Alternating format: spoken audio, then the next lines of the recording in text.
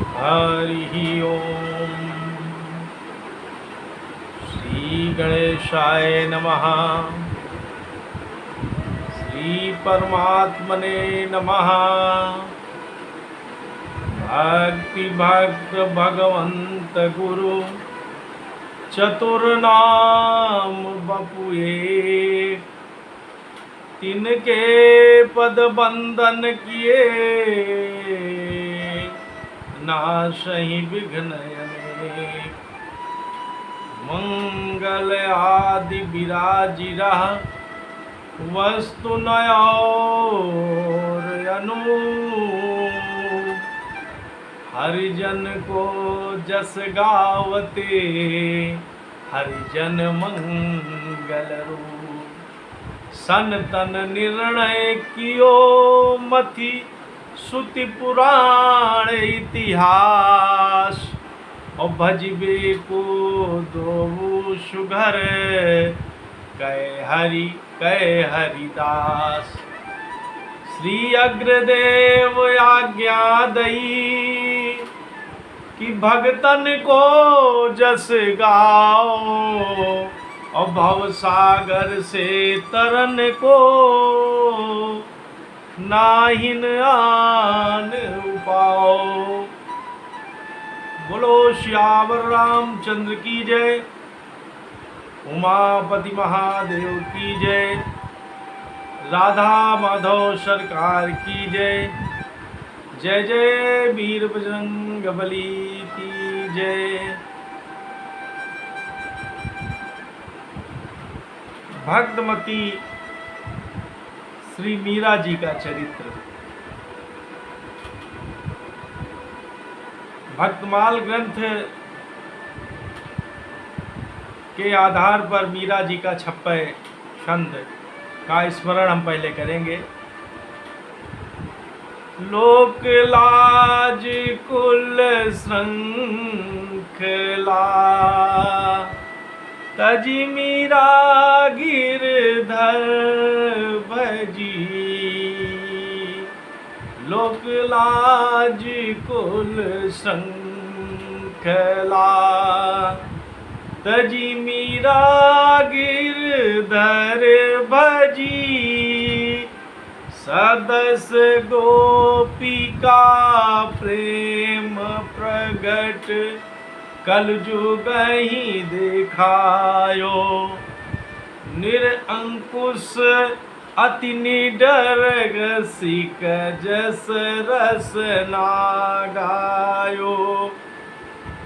दुष्टन दुष्ट विचार, मृत्यु को उद्यम कियो। और बार न बाको भयो, गरल अमृत अमृत जो पियो। भक्ति निशान बजाई के, काहू ते नाहिन लजी। लोक लाज कुल श्रृंखला, तजी मीरा गिरधर भजी। बोलो भक्तिमती मीरा बाई की जय। भक्त भगवान की जय। हम आज भक्तिमती मीराबाई जी के चरित्र का स्मरण करेंगे। मीरा जी का जन्म मेड़ात नगर जोधपुर में हुआ था। ये अपने माता पिता जी के यहाँ से ही श्री गिरधारी लाल जी के प्रति इनकी अति निकटता, उन्हीं के प्रति प्रेम इनका बचपन से ही हो गया था। इन्होंने बचपन से ही श्री गिरधारी लाल, जो इनके माधव जी का नाम था, ठाकुर जी का नाम था, उन्हीं के प्रति समर्पित हो गई। इनके माता पिताजी ने समय आने पर चित्तौड़गढ़ के राजा राणा सांगा के सुपुत्र भोजराज जी से मीराबाई का विवाह कर दिया। मीराबाई जी इस बंधन में नहीं बंधना चाहती थी, क्योंकि उन्होंने सर्वस्व अपना बाके बिहारी लाल के साथ अपना सर्वस्व निछावर कर दिया। मगर वो अपने माता पिता की बात को टाल नहीं सकी और विवाह उत्सव में भी उनका मन भावरों के समय भी अपने ठाकुर जी के ही साथ लगा रहा। सुबह विदाई के समय अति प्रेमा भावातिरेक में आप बेहोश हो गई। तब आपके माता पिताजी ने कहा कि बेटी, आप किसी बात की चिंता न करें, जो भी तुमको धन सामान जो भी चीज़ अच्छी लग रही हो तो अपने साथ ले जा सकती हो। तब आपने उसी समय अपने माता पिताजी से कहा कि धन सामान संपदा से हमारा क्या लेना देना, अगर आप हमको देना ही चाहती हैं तो गिरधारी लाल जी को हमको दे दें। आपके माता पिताजी ने गिरधारी लाल जी को आपको सौंप दिया और कहा कि ले जाओ, इनकी खूब प्रेम से सेवा करना, भजन पूजन करना, और मानो मीरा जी को सर्वस्व मिल गया हो। उन्होंने गिरधारी लाल जी को अपने डोले में चढ़ा लिया और उन्हीं से लाड़ लड़ाती हुई अपनी ससुराल आ गई। ससुराल में आपके सास जी ने, राणा सांगा जी की पत्नी ने आपको डोले से उतारा और उतारने के बाद आपको गांठ जोड़कर देवी जी के मंदिर ले गए। जब मीराबाई जी की सास ने पहले अपने पुत्र भोजराज जी से देवी जी का अर्चन पूजन कराया, उसके बाद मीराबाई जी की सास ने मीरा जी से कहा कि बहू जी, आप ये कुल देवी हैं, इनका पूजन करें, इनके पूजन से बड़ी संपन्नता आती है, बड़ी शांति होती है। तब आपने बिना किसी संकोच के उन्हें तुरंत ही मना कर दिया और कहा कि अब हमारा सिर तो गिरधारी लाल जी के सामने समर्पण हो चुका है, अब हम अन्य देवी देवताओं को अपना मस्तक नहीं झुकाएंगे। बार बार कहने पर भी आपने दृढ़तापूर्वक अपनी सास को मना कर दिया, जो उनको बात अच्छी ना लगी और वो पहले दिन से ही आपसे आंतरिक द्वेष करने लगी। और ये बात जाकर राणा सांगा जी को बताया तो राणा सांगा जी भी क्रोध से आग बबूला हो गए उन्होंने मीराबाई जी को एक एकांत कोठरी दे दिया। मीराबाई जी तो एकांत साधना का स्थल चाहती ही थी। उन्होंने उसी में अपने गिरधारी लाल जी को पधरा लिया। अब तो नित्य का सत्संग उसी कोठरी में अपने गिरधारी लाल जी से लाड़ लड़ाती और संतों का संग करती, सत्संग करती, भजन कीर्तन करती। एक दिन ये बात आपकी ननंद उदाबाई को स्वीकार नहीं हुई तो आपको समझाने के लिए आ गई।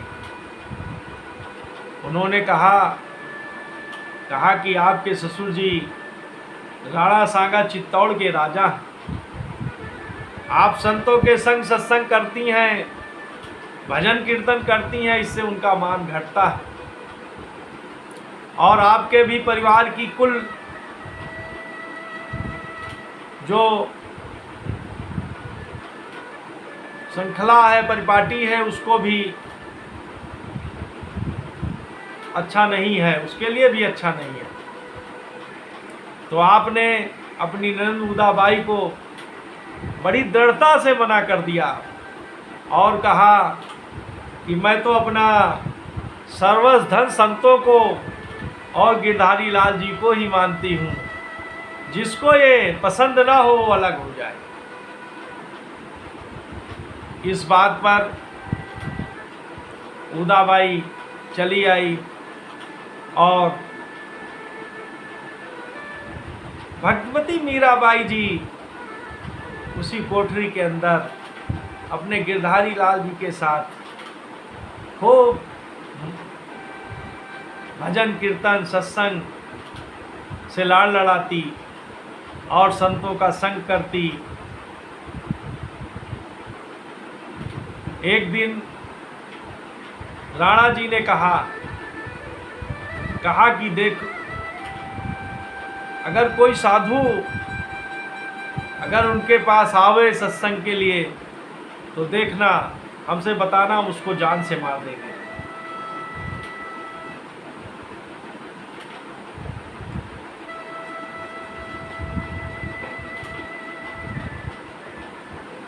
फिर एक उनके ही सिपाही ने युक्ति बताई और राणा जी ने अपने एक विश्वास पात्र दयाराम पंडा जी के हाथ विष का प्याला भेज दिया और सोचा कि मीरा जी इस विष को पिएंगी तो उनका शरीर समाप्त हो जाएगा और कहानी ऐसे खत्म हो जाएगी। दयाराम पंडा जी विष का प्याला लेकर गए और मीरा जाई जी को समर्पित करके उन्होंने कहा कि राणा ने चंद्रामृत का प्याला आपके लिए भेजा। भगवती मीराबाई को एक भी सेकंड न लगा, एक कोई पल उन्होंने नहीं गंवाया और अपने आराध्य श्री ठाकुर जी का ध्यान करके वो पूरा प्याला पी गई। उसके पीने से उनके शरीर में एक विशेष प्रकार की क्रांति आ गई। एक दिन वो अपने स्थान पर ही अपने ठाकुर जी से लाड़ लड़ा रही थी, तरह तरह की बातें कर रही थी।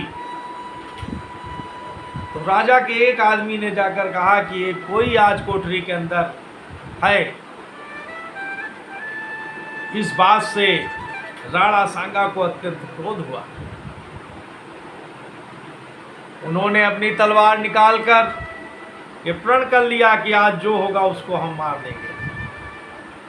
और जाकर उन्होंने उस कोठरी का दरवाज़ा खटखटाया तो मीरा जी ने दरवाज़ा खोला तो राणा जी ने पूछा कि यहाँ पर और कौन है। तो मीराबाई ने कहा कि ठाकुर जी हैं, तो देखिए कितना दिव्य श्रृंगार है इनका, आइए आप भी दर्शन कीजिए। राणा सांगा को बड़ी लज्जा हुई। इस कृत्य से उनका मन कुछ भक्ति तरफ घूमा, मगर उन्होंने उसको छुपाकर और फिर द्वेष करते हुए लौट आए। इसके बाद मीराबाई भजन सत्संग में ही लगी रही। एक दिन एक नीच व्यक्ति साधु का वेश बनाकर मीराबाई जी के पास आया और उसने आपसे कहा कि हमको ठाकुर जी ने ही आपके साथ अंग संग करने के लिए भेजा। आप संत हैं, आपने कोई प्रत्युत्तर तुरंत नहीं दिया। आपने कहा ठीक है, आपको ठाकुर जी ने भेजा है, आप आइए बैठिए, पहले आप भोजन प्रसादी पाइए, उसके बाद भी जैसा आप ठीक समझेंगे वैसा करेंगे। अब उस व्यक्ति ने गिरधारी लाल जी का दर्शन कर लिया, संतों का दर्शन कर लिया। अब तीर्थ प्रसादी भी संतों की पा लिया। अब उनका अंतस्थल स्वच्छ हो गया। मगर मीरा जी ने उसको और पाठ पढ़ाने के लिए, भक्ति का मर्म सिखाने के लिए, जहाँ साधु लोग थे वहीं पर एक चारपाई बिछा दिया और उससे कहा कि आपने जो ठाकुर जी से कहा हो आप वही करिए। वो व्यक्ति अत्यंत लज्जा से लज्जित हो गया, उसका अंतर्मन घृणा से भर गया। इस बात को देखकर वो चिल्ला उठा कि मीराबाई जी, हमें भक्ति का मार्ग बताइए, हमें भक्ति के मार्ग पर कैसे चलना है, इसका आप पाठ पढ़ाइए। उसके आंखों से अश्रुपात होने लगा। वो मीराबाई के चरणों में गिर पड़ा। तब फिर आपने उसको भक्ति के मर्म का रहस्य बताकर भक्ति के मार्ग पर चलने का रास्ता बताया। आपके रूप का गुणगान सुनकर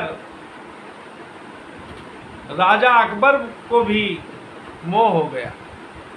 राजा अकबर अपने तानसेन के साथ आपसे मिलने के लिए आए। आप राजा अकबर से, तानसेन जी से मिली। अब अकबर ने आपकी भक्त महिमा को देखकर उसका भाव बदल गया। राजा अकबर ने तानसेन से एक पद गाने को कहा। तानसेन ने एक पद गाया और राजा अकबर ने एक मोतियों का माला, बहुमूल्य मोतियों का माला आपके गिरधारी लाल जी को अर्पण कर दिया। अब आप चित्तौड़गढ़ से वृंदावन के लिए आ गई। वृंदावन में आपकी भक्ति से वृंदावन का भाव तिरोहित हो गया। आपको लता कुंजों में बिहारी बिहारिणी जी के दर्शन होने लगे। आप आनंद से परिपूर्ण हो गई। हर जगह आपको रसमयी लीलाओं का दर्शन होने लगा। तब आपने सुना, मीराबाई जी ने सुना कि जीव गोस्वामी जी यहाँ पर हैं, परम संत हैं, उनसे सत्संग किया जाए। मगर उसमें एक बाधा थी कि जीव गोस्वामी जी किसी महिला का मुख नहीं देखते थे। तब मीरा जी ने कहा कि हम जीव गोस्वामी जी से मिलेंगे, और आप जीव गोस्वामी जी की स्थान पर गई और वहाँ उनके शिष्यों से कहा कि गुरु जी से कह दो जाके कि मीराबाई मिलने आए। तब शिष्यों ने जाकर अपने गुरुदेव भगवान से कहा कि मीराबाई जी आपसे मिलकर सत्संग करना चाहती हैं। तब जीव गोस्वामी जी ने अपने शिष्यों से कहलवा दिया कि मीरा जी से कह दो जाके कि वो महिलाओं का मुख नहीं देखे। आपने कोई विरोध नहीं किया, मीरा जी ने संत हैं, इन्होंने सरलता से उस भाव को स्वीकार कर लिया और बस इतनी ही बात कही कि हम तो यही समझते थे कि वृंदावन में एक ही पुरुष है। बस इतनी बात कहकर वो वहाँ से अपने स्थान के लिए निकल पड़ी। जीव गोस्वामी जी के कानों में जब इतनी बात पड़ी तो जीव गोस्वामी जी ने पीछे से दौड़ लगा दिया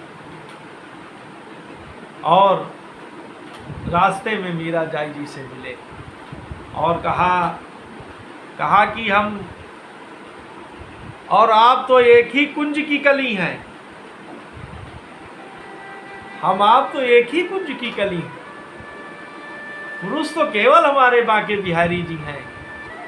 आपका ये कहना सही है। और फिर जीव गोस्वामी जी ने उस प्रण को त्याग दिया। मीरा जी के साथ सत्संग करके अपार सुख मिला। मीरा जी वहाँ से वापस आ गई अपने चित्तौड़, और वहाँ पर कुछ दिन रहने के बाद राणा जी के द्वेष से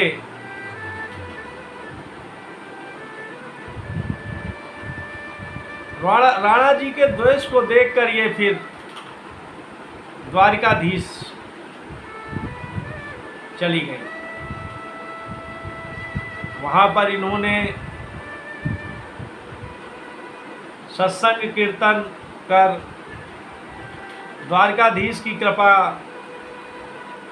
द्वारकाधीश भगवान के नित्य विहारों का सब दर्शन किया और आनंद से भर गई। इसके बाद इन सब कृत्यों से राणा जी को बड़ा पश्चाताप हुआ। राणा जी ने स्वयं न जाकर ब्राह्मणों की एक टीम, ब्राह्मणों की एक टोली मीरा जी को लाने के लिए द्वारिका भेज दिया। अब जहाँ पर मीरा जी रुकी हुई थी वहाँ पर ब्राह्मणों ने जाकर मीरा जी से आग्रह किया कि आपको राणा जी ने बुलाया है, उनको अपने किए का पछतावा है। मगर आपने उन्हें दृढ़तापूर्वक मना कर दिया। तब ब्राह्मणों ने हट दिखाया और अन्न जल त्याग कर वहीं बैठ गए।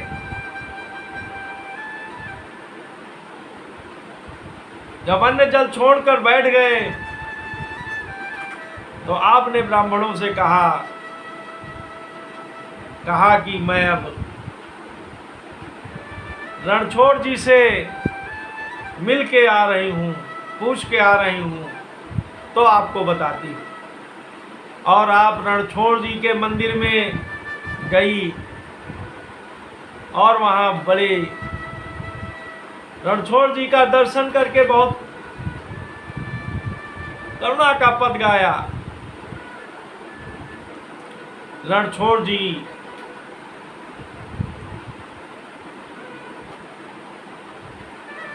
उस पद से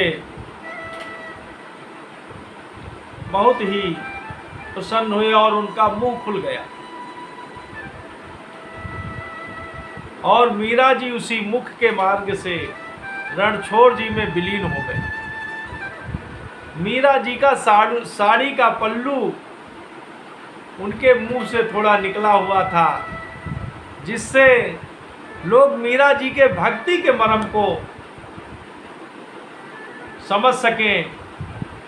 इस तरह से महान भक्तमती मीराबाई जी का जीवन चरित्र कि केवल अपने सर्वस्व ठाकुर जी पर ही समर्पित रहीं और दृढ़ भक्ति से उनको कहीं पर कोई व्यवधान नहीं आया। जहाँ भी व्यवधान आया ठाकुर जी ने संभाल लिया। इसी तरह हम कलिकाल ग्रसित भक्तों को भी ठाकुर जी अपना आशीर्वाद दें और हम लोगों की भक्ति को निर्मल करें, सुदृढ़ करें। इन्हीं शब्दों के साथ हम भक्तमती मीराबाई जी के चरणों में प्रणाम करते हैं, द्वारिकाधीश भगवान के चरणों में प्रणाम करते हैं, बांके बिहारी राधा माधव सरकार के चरणों में हम प्रणाम करते हैं और सभी श्रद्धालु श्रोता बंधुओं के भक्तों के लिए मंगल कामना करते हैं कि हम लोगों का जीवन भी भक्ति के मार्ग से चलते हुए धन्य हो। योगेशं सच्चिदानंदं